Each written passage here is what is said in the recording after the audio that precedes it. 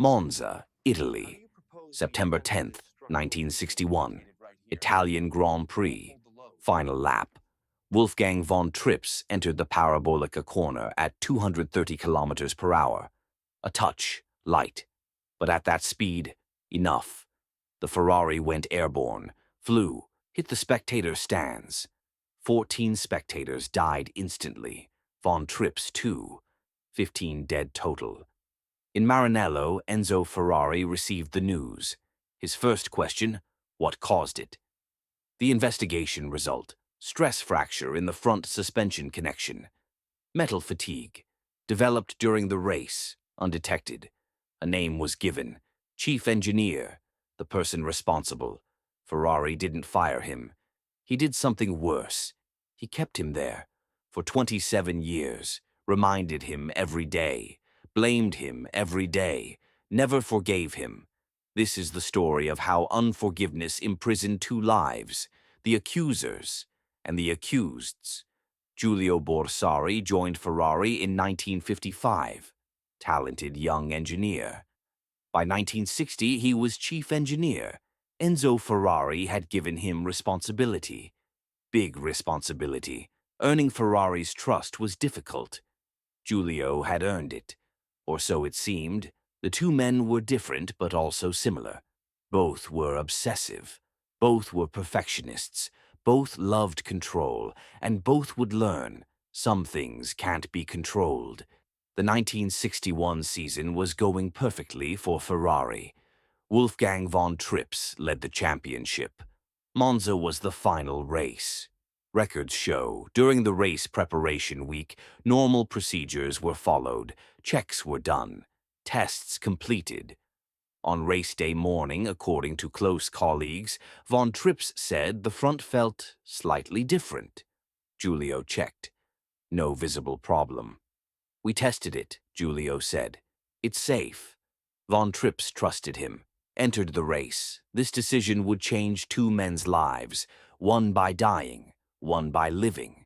The crash lasted 15 seconds. Contact, flight, impact, silence, then screams. The investigation lasted weeks. Every part examined. Result: microfracture in the suspension connection. Grew under race stress. Broke at the critical moment. The technical report was clear. No visible external damage. Fracture in internal structure.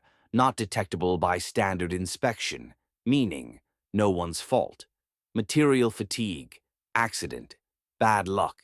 But 15 people had died, and someone had to be responsible.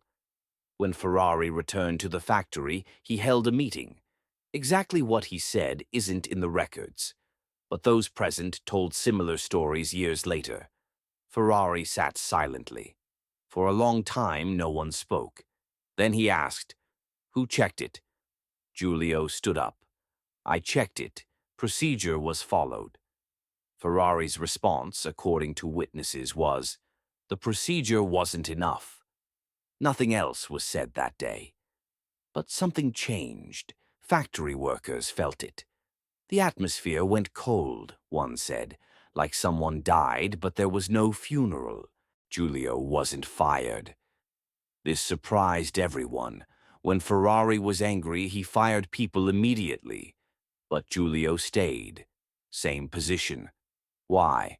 One theory. Ferrari wanted to punish him. Firing him would have been liberation. Keeping him there, reminding him every day, was heavier. Another theory. Ferrari blamed himself. Firing Giulio would mean he's the only one guilty. But Ferrari knew. The car was in his factory. The system was his system.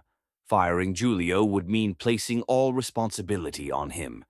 And maybe Ferrari wasn't ready for that. Or maybe both were true. Giulio stayed, because he couldn't go anywhere else.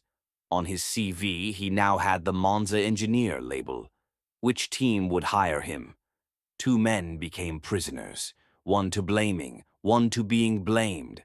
1961 to 1971, 10 years. Ferrari never spoke directly to Giulio. Instructions came through others. Tell Giulio. Ask Giulio.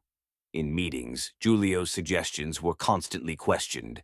A worker recalled, when Giulio suggested something, Enzo would say, "Are you sure?"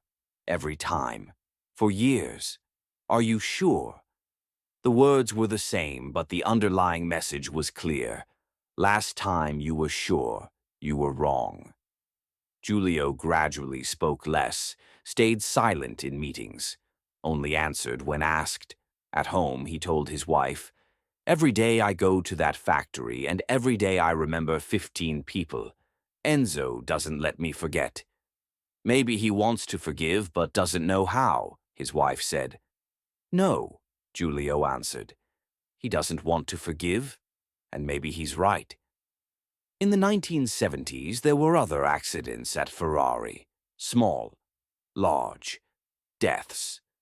At every accident, Ferrari did the same thing, asked what caused it. When he got the technical explanation, he looked at Giulio. Sometimes he said nothing, just looked. The look was enough.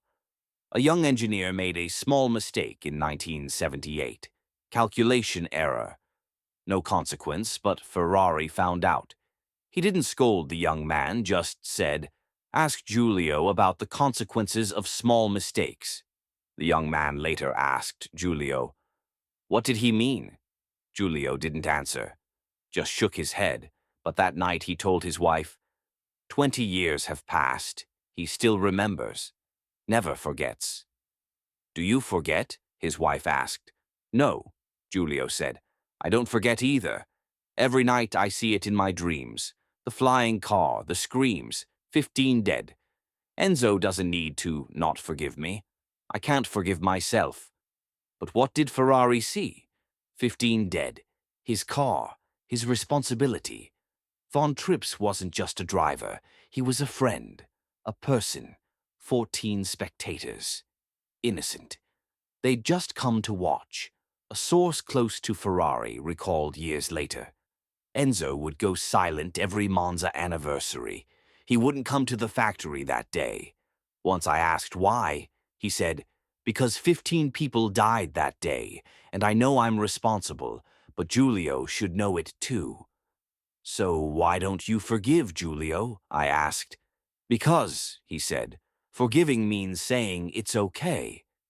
"But it's not okay. 15 people died. That can never be okay." Maybe Ferrari blamed Giulio to protect himself. Maybe blaming someone else was a way to not blame himself. Or maybe he truly believed Giulio was responsible, and responsibility is unforgivable. Which is true? Both, or neither. The 1980s. The two men grew old, Ferrari in his 80s, Giulio in his 50s. Still the same factory, still the same silence. In 1985, Giulio became seriously ill, hospitalized, stayed for a month. Ferrari didn't visit, but he held a meeting at the factory.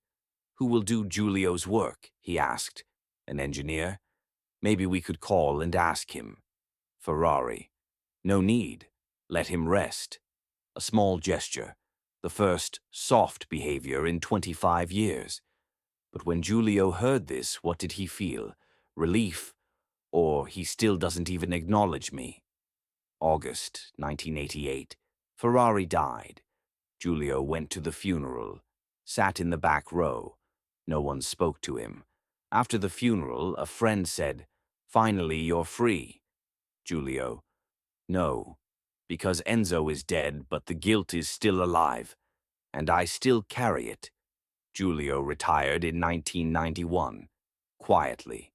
In 2003, a journalist requested an interview. Giulio refused. "Why?" the journalist asked.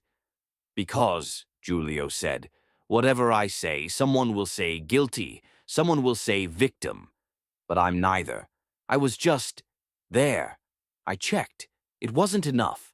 15 people died. That's a fact. Enzo didn't forgive me. That's also a fact. Which is heavier? I don't know. Both are heavy." In 2008, Giulio died. Small funeral. The Ferrari Museum published nothing, as if he'd never existed. Two men, one accident, 27 years. Who was right? Was Giulio technically innocent?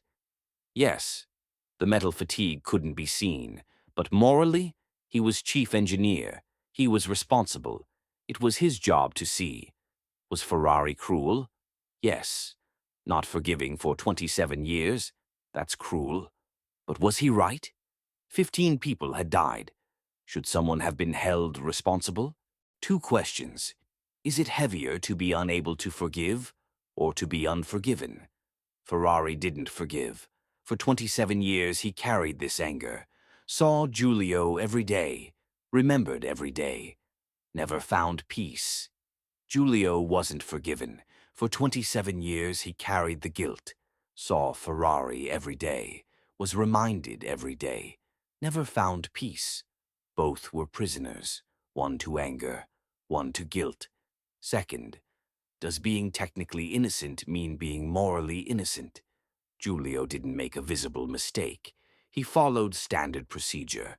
The fracture was undetectable, but 15 people died, and he was the responsible engineer. Guilty. The law says no, but does conscience? There are no definitive answers to these questions. Maybe there shouldn't be, because this story isn't about who's right. This is about how people live with mistakes, with guilt, with being unforgiven. And sometimes there's no answer. Just two men, both suffering, both imprisoned, one by blaming, one by being blamed, neither able to be free. What do you think? Was Giulio technically innocent but morally responsible? Was Ferrari right to not forgive, or was he blaming someone else to escape his own guilt? And which is heavier, being unable to forgive or being unforgiven? The answer is yours.